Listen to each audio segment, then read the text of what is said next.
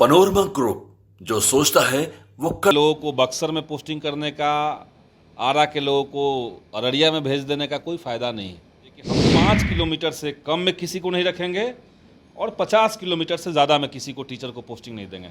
तो 5 से 50 के बीच में हम सब लोगों का पोस्टिंग देंगे। इस तरह की पॉलिसी बना, बच्चे ऐसे रहते हैं जिनका 2 जगह रिजल्ट है। आप काउंट करवा दे रहे हैं कि हम बहाली इतना निकाल रहे हैं, भले आप एक्चुअल में नहीं ले रहे हैं।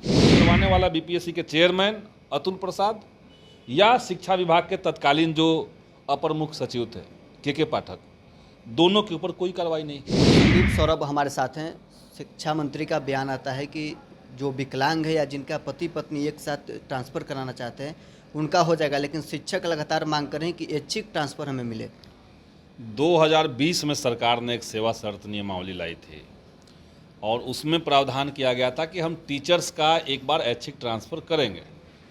उसके बाद बिहार विधानसभा में 2 बार हमने क्वेश्चन किया, जिसका लिखित में जवाब आया कि छठे चरण के बाद जितने टीचर हैं उनका ऐच्छिक ट्रांसफ़र होगा और ख़ास करके महिलाएं और दिव्यांगजनों का ट्रांसफ़र हम लोग करेंगे और घर के नज़दीक उनको ले आएंगे। अब फिर से सरकार ने 2 बार और कमेटी बनाई और अभी फिर से एक कमेटी बन रही है। हमें लगता है कि पिछले कई सालों से, एक दशक से टीचर्स की ये मांग रही है कि आप हमें एब्सर्ड तरीके से पोस्टिंग मत कीजिए। पूर्णिया के लोगों को बक्सर में पोस्टिंग करने का, आरा के लोगों को अररिया में भेज देने का कोई फ़ायदा नहीं। घर के नज़दीक उसी ज़िले में या बगल के ज़िले में आप पोस्टिंग सबका करते तो दिक्कत नहीं होती। TRE 1 की बहाली में भी हमने ये बात कही थी कि जो महिलाएं हैं कम से कम उनको तो आप इतना दूर दूर पोस्टिंग मत दीजिए। आप देखिए TRE 1 और TRE 2 ये जो 2 बहालियाँ हुई है, इसमें बड़े पैमाने पर महिलाओं ने, लड़कियों ने नौकरी छोड़ी है, जिनका अपने घर से 300 किलोमीटर 400 किलोमीटर दूर पोस्टिंग दिया गया, देहात का इलाका में दिया गया, या जो दिव्यांग हैं उनको ऐसे स्कूल में दे दिया गया जहाँ पे खेत के बीच से होकर जाना पड़ता है।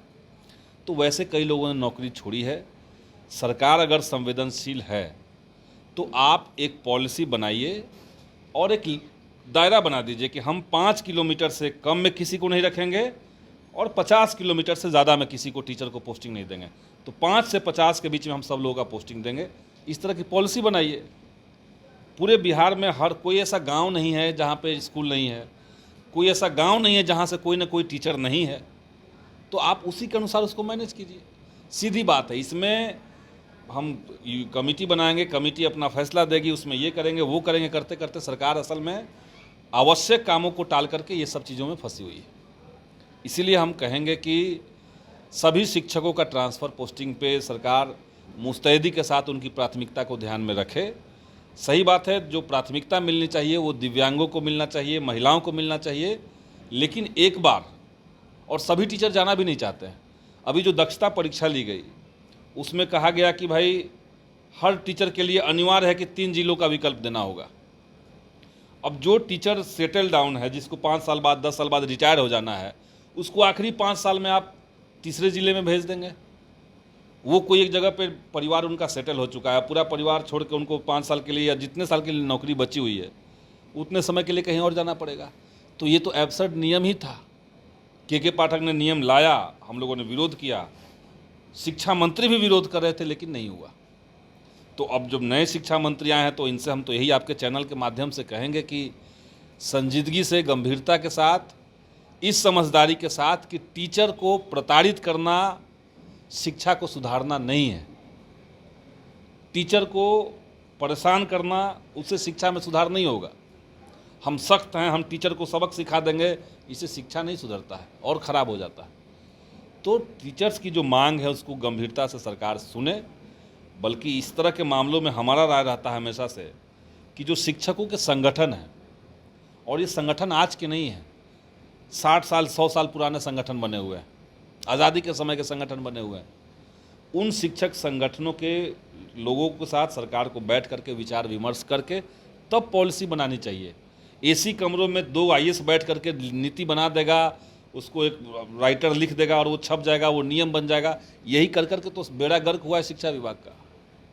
बीपीएससी तैयारी 3 का जो रिजल्ट है अभी तक नहीं है। 1 और 2 का रिजल्ट तुरंत आ जाता है, उसमें आप भी सरकार के हिस्सा थे, लेकिन अब रिजल्ट आने में इतना देर हो रहा है, छात्र लगातार रिजल्ट की मांग कर रहे हैं। रिजल्ट की मांग भी कर रहे हैं और ये भी अभी तक हुआ है कि जबकि ऑब्जेक्टिव सवाल था, ओएमआर सीट का मामला था, तो कम से कम तो आंसर की जारी करना चाहिए था। आप परीक्षा ले रहे हैं, उसमें कहीं कोई पारदर्शिता नहीं है।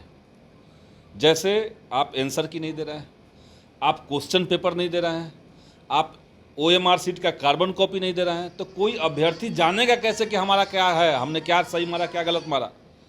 तो कई जगह पे चीज़ों को अपारदर्शी बना देना, ये जो नया टैक्टिस शुरू किया है, ये साफ साफ दिखाता है कि अंदर घालमेल है। चीज़ें जब पारदर्शी नहीं होंगी, स्पष्ट नहीं होंगी, तो उसके अंदर शंका होगा। और यही कारण है कि बिहार के अंदर अभ्यर्थियों को अब परीक्षा की पूरी प्रणाली पर यकीन नहीं रह गया है। एगो रख दीजिए, प्रणाली पर यकीन नहीं रह गया है। तो सरकार को ये इंश्योर करना पड़ेगा कि कैसे परीक्षा प्रणाली पर लोगों का यकीन बने। तो जल्द से जल्द आप रिजल्ट दीजिए। अच्छा, रिजल्ट के समय भी कई सारी मांगे पेंडिंग हैं। जैसे पेंडिंग है कि एक कैंडिडेट को एक ही रिजल्ट देना चाहिए, अभी तक सरकार ने नहीं माना है। आप बहाली निकालते हैं, मान लिया 1 लाख, और 30,000 बच्चे ऐसे रहते हैं जिनका 2 जगह रिजल्ट है।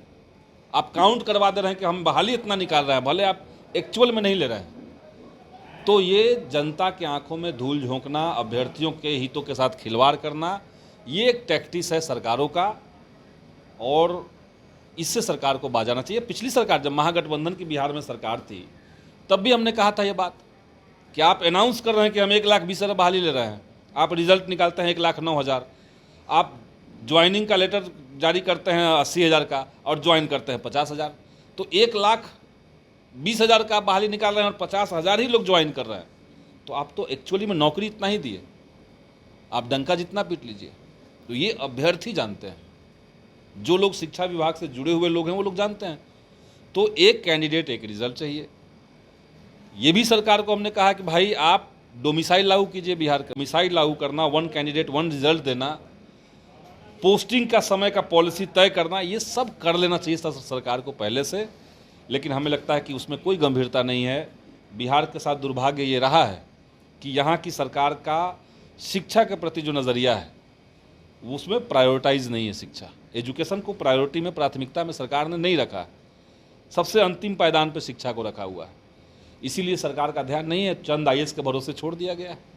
अब वो मनमानी किए जा रहे हैं, और जो मनमानी में गड़बड़ी पाई जाती है उस पर कोई कार्रवाई नहीं है। जैसे अभी हाई कोर्ट ने, आप देखिए कि TRE 1 की बहाली में हाई कोर्ट ने कितनी फटकार लगाई सरकार को। TRE 1 में जैसे कंप्यूटर साइंस का सब्जेक्ट था, भारी गड़बड़ी का उसमें मामला सामने आया है।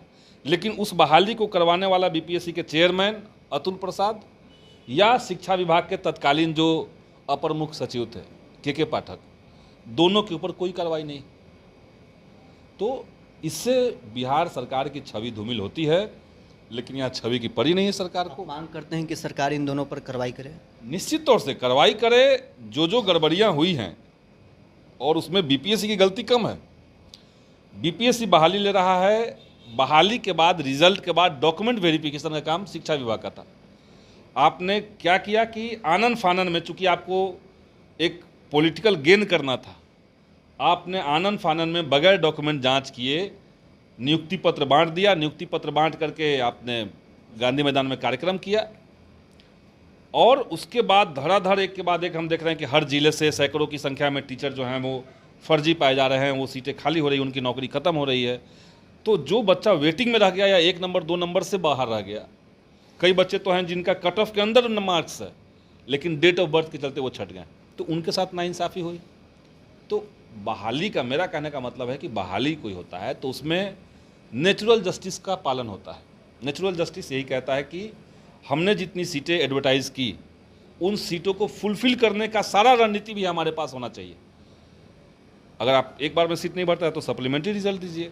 उस पर भी आनन फानन में नहीं दिया गया। अभी तक विधानसभा में मांग किया गया, सरकार ने कहा कि देंगे, तब भी नहीं दिया। मुख्यमंत्री ने सदन में कहा कि 10 से 4 ही स्कूल चलेगा, तब भी लागू नहीं हुआ। मंत्री जी ने कहा कि आउटसोर्सिंग एजेंसी बिहार के अंदर नहीं होना चाहिए एजुकेशन के अंदर, तब भी हुआ। यानी बिहार के भीतर नीतीश कुमार का शासन चलाने का जो तरीका है, उसमें न तो कोई जनता के चुने हुए प्रतिनिधि, न तो कोई माननीय मंत्री और न स्वयं मुख्यमंत्री इनका कुछ चल रहा है। कुछ अधिकारी सत्ता के ऊपर हावी हैं, लोकतंत्र के ऊपर हावी हैं, और ये एक मॉडल बनते जा रहा है बिहार के अंदर। और कुछ लोगों को लगता है कि ये गुड गवर्नेंस है। ये गुड गवर्नेंस नहीं है, ये अनडेमोक्रेटिक और अनिवार्य रूप से करप्ट गवर्नमेंट, अनिवार्य रूप से जो दिखा रहा है कि हम बहुत सख्त हैं, लेकिन नीतियां भ्रष्टाचार वाला बना रहा है।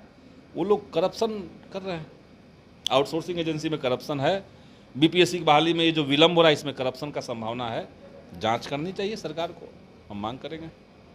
चलिए, पालीगंज विधायक संदीप सौरभ हमारे साथ है। बहरहाल स्कोर में इतना ही, आप बने रहे न्यूज़ 4 नेशन के साथ। पनोरमा ग्रुप, जो सोचता है वो